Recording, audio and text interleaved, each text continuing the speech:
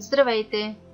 Днес ще говорим за фазите на заболяванията и това е третата част от поредица клипчета. В предишните две ви обясних за двете фази на болестта и как фазата на лечение на ремонт е тази, която най-много заблуждава лекарите. Пред даден симптом, въпреки че повечето хора знаят причината за емоционалният си конфликт, все така са объркани и задават въпроса: и сега какво да правя?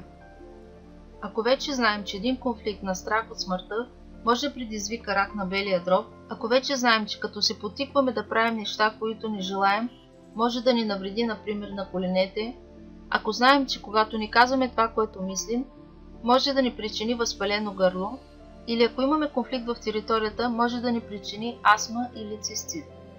Отговорът на въпроса „и сега какво да правя“ е да разрешим емоционалният си конфликт или да се отдалечим от средата, която провокира конфликта. Точно в тази част много от хората чувстват, че не са способни да предприемат нужните стъпки и промени, за да се излекуват. Защото много пъти, за да се излекуваме, е свързано с някоя раздяла, приключване на някоя връзка, отдалечаване от дома ни, смяна на работното ни място и е много трудно да се вземат такива решения. В ситуация, в която не може да се предприемат тези стъпки, тогава е най-добре да се променим, да простим и да не позволяваме вече да ни въздействат странични конфликти и ситуации.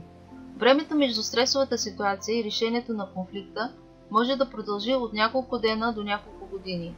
Това се нарича висящ конфликт, който провокира симптомите ни. Но ние въпреки всичко продължаваме с нашия живот, без да разрешим този конфликт.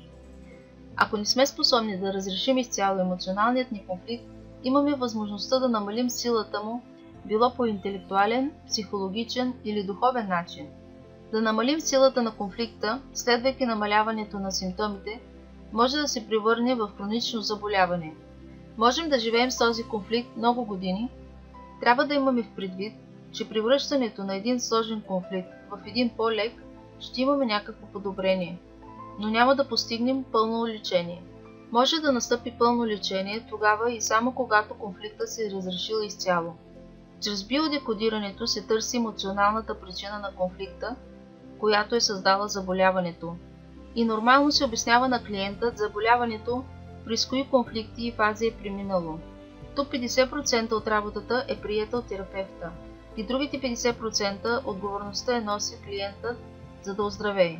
Капацитета на промяната се намира в консултиращият. Способността му да взима нови решения, да има нова нагласа, да прости, да направи промяната.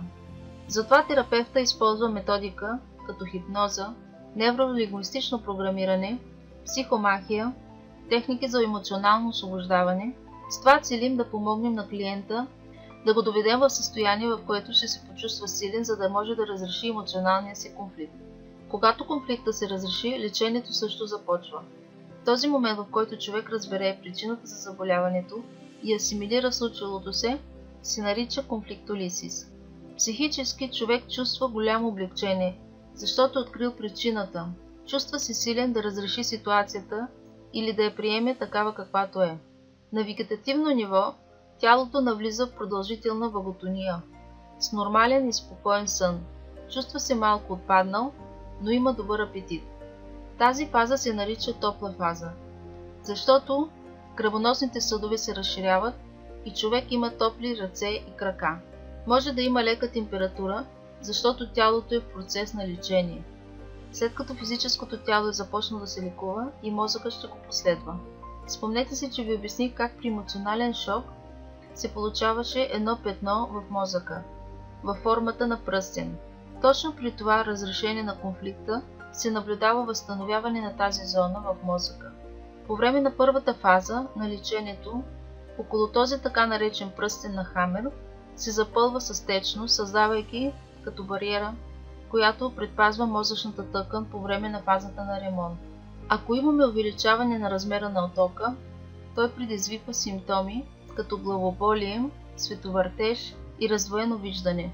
Ако в този момент се направи един мозъчен такт, пръстените на Хамер вече няма да се виждат. Единствено ще се види едно тъмно кръгло петно, което означава, че мозъкът се лекува. В следващото видео ще продължим по темата и ще говорим за епилептичната криза и за неразрешените конфликти. Аз съм Вили Маринова, терапевт по бионевроемоция и биодекодиране. Ако имате въпроси по темата, прочетете по-долу в обяснението на видеото. Благодаря ви за вниманието!